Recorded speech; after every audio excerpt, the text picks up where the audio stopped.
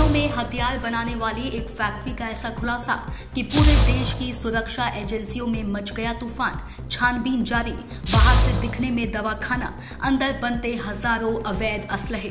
20 बोरे कारतूस के साथ पकड़ा गया सलाउद्दीन उर्फ लाला का काला धंधा। पुलिस भी दंग, बुजुर्ग निकला बारूद का सौदागर। अब पूरे प्रदेश में हथियारों की सप्लाई पर शंका। ये सिर्फ छापा नहीं, चेतावनी है। वक्त रहते ना चेते तो अगला धमाका कहीं और होगा। दोस्तों, उत्तर प्रदेश की राजधानी लखनऊ से एक ऐसी विस्फोटक खबर है जो पूरे देश में तूफान मचा दिया है। बड़ी बड़ी सुरक्षा एजेंसियों के होश उड़ गए हैं। लखनऊ में एक ऐसे अवैध असलहे बनाने वाली फैक्ट्री का खुलासा हुआ है जिसमें सैकड़ों अवैध असलहे और हजारों से ज्यादा कारतूसें बरामद की गई हैं। असलहा बनाने वाली जिस अवैध फैक्ट्री का पुलिस ने भंडाफोड़ किया है उसकी हकीकत जान पूरे देश में तूफान मच गया है। तो चलिए विस्तार से बताते हैं इस अवैध फैक्ट्री की परत दर परत कहानी। उत्तर प्रदेश की राजधानी लखनऊ तहजीब, नजाकत और सियासत का शहर है, लेकिन आज ये शहर सुर्खियों में है। लखनऊ की उस सर्द रात में जब शहर की गलियों में सन्नाटा था, तभी मलिहाबाद के मिर्जागंज मोहल्ले में गूंज उठी पुलिस के सायरन की आवाज। अवैध असलहों का कारोबार करने वाला ये 72 साल का सलाउद्दीन उर्फ लाला बाहर से सीधा सादा हकीम है, मगर अंदर से बारूद का सौदागर है। जी हाँ, यही सलाउद्दीन जिसके घर से पुलिस ने निकाला वो खौफनाक जखीरा जिसमें सैकड़ों असलहे और 20 बोरे कारतूस और हथियार बनाने की पूरी फैक्ट्री।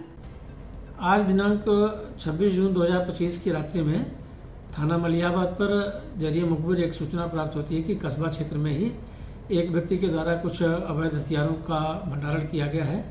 इस सूचना पर थाना मलिहाबाद उसके साथ साथ रहीमाबाद थाना क्षेत्र की टीम का गठन करते हुए इस पर जो ऑपरेशन किया गया, इस ऑपरेशन के दौरान कुछ अवैध असलहे बनाने के कुछ उपकरण एवं कुछ कारतूस बरामद हुए हैं। साथ ही प्राप्त जानकारी के अनुसार जो सूचनाएं मिली थी उस पर काम करते हुए सलाउद्दीन उर्फ लाला सनाब शहाबुद्दीन जो मलिहाबाद क्षेत्र का ही है, इस व्यक्ति को हिरासत में लेकर के पूछताछ की जा रही है। अन्य विधिक कार्यवाहियां प्रचलित हैं। घटनाक्रम के बारे में अन्य जो जानकारियां हैं वो हासिल की जा रही हैं। मौके पर टीम अभी क्रियाशील है।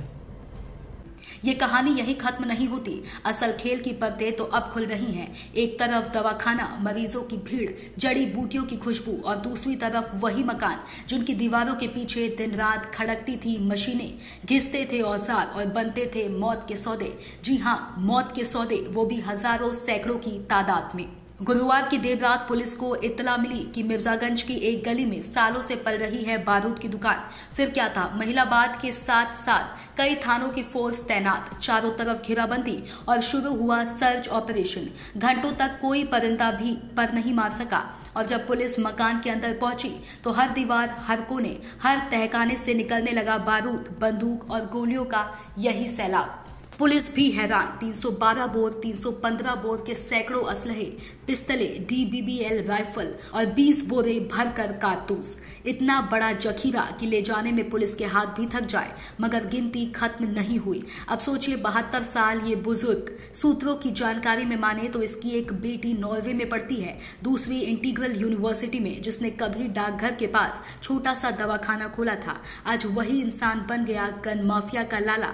घर के भीतर इतनी बड़ी फैक्ट्री जहां से असलहों की सप्लाई प्रदेश भर में होती रही और किसी को भनक तक ना लगी। और सबसे बड़ा सवाल, क्या सलाउद्दीन अकेला खेल खेल रहा था या फिर इस साजिश के पीछे खड़े हैं और भी बड़े चेहरे, बड़े नाम जिनकी परछाइयां आज भी कानून की गिरफ्त से बाहर हैं। पुलिस ने सलाउद्दीन को दबोच लिया है, पूछताछ जारी है, मगर रहस्य अब भी बरकरार है। इस जखीरे की मंजिल क्या थी, यह असलहे किसके लिए बनाए जा रहे थे और वो लोग कौन हैं जिनके इशारे पर सालों तक मौत का कारोबार फलता फूलता रहा। 26/27 को थाना मलिहाबाद में एक मुखबिर से सूचना मिली कि एक व्यक्ति के पास नाजायज असलहे की बरामदगी हो सकती है। इसमें थाना मलिहाबाद और रहीमाबाद की जॉइंट टीम ने एक व्यक्ति को गिरफ्तार किया। व्यक्ति की पहचान सलाउद्दीन उर्फ लाला पुत्र शहाबुद्दीन निवासी मिर्जागंज कस्बा थाना मलिहाबाद के रूप में हुई है। उम्र करीब 68 ईयर्स है। इसके पास से जो बरामदगी हुई है उसका विवरण ये है। इससे 3 अदद पिस्टल 32 बोर, 1 देसी तमंचा 315 बोर, 2 देसी तमंचा .22 बोर, 1 अदद राइफल .22 बोर, 7 एयरगन और अलग अलग बोर के करीब 140 कारतूस, कुछ खोखा खाली, 6 अदद बांका, 2 छुरी, 1 आरी और कुछ अर्धनिर्मित शस्त्र के सामान बरामद हुआ है। इनको गिरफ्तार कर न्यायालय के समक्ष भेजा जा रहा है और बाकी पूछताछ जारी है।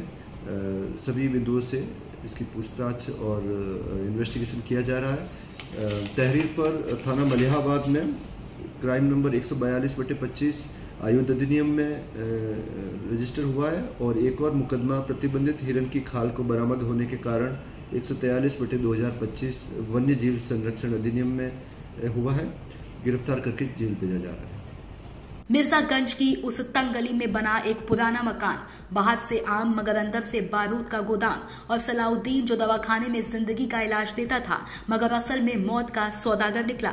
यही है वो कड़वी सच्चाई जो लखनऊ की फिजाओं में आज भी बारूद की बू की तरह तैर रही है और हम सबको याद दिला रही है कि हर मुस्कुराता चेहरा, हर सादा चादर, हर बुजुर्ग शक्ल भरोसे के लायक नहीं होता। ये कहानी है जिंदगी के पीछे छुपी बारूद की और सलाउद्दीन जैसे हकीमों की जो मरहम से नहीं मौत से खेलते हैं। हम आपको बता दें, ये हथियार ऐसे नहीं थे कि बस एक गोली मारे और खत्म। ये वो बंदूकें थी जो एक साथ कई लोगों को मौत के घाट उतार सकती थी। इस खुलासे के बाद सरकार से लेकर इंटेलिजेंस एजेंसियों तक सब हरकत में है। कॉल डिटेल्स निकाले जा रहे हैं, संदिग्धों से पूछताछ जारी है और अब पुलिस हर कनेक्शन को तलाश रही है ताकि जड़ से साफ हो जाए ये बारूद की बेट। लेकिन आज हर नागरिक को 4 सवाल जरूर पूछने चाहिए। लखनऊ जैसे शहर में इतनी बड़ी असलहा फैक्ट्री बिना किसी खबर के कैसे चलती रही? क्या हमारी सुरक्षा एजेंसियों ने खतरे की भनक जानबूझकर नजरअंदाज की?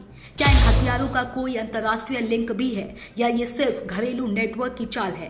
और आखिर कितने ऐसे घर अभी भी इस देश में छुपे हुए हैं जो बाहर से आम हैं लेकिन अंदर से बारूद के गोदाम हैं? ये सिर्फ एक छापा नहीं है, ये एक संकेत है। अगर अब भी नहीं चेते तो अगला धमाका कहीं और हो सकता है। हम सतर्क हैं, आप भी रहिए और पुलिस की इस बड़ी कार्रवाई को सलाम दीजिए, वरना इस जखीरे से निकलती सिर्फ एक बंदूक पूरे शहर को दहला सकती थी। ब्यूरो रिपोर्ट, टीके Tripathi, Sam TV digital. Subscribe करें साम टीवी, क्योंकि हम आ गए हैं अब आपके बीच।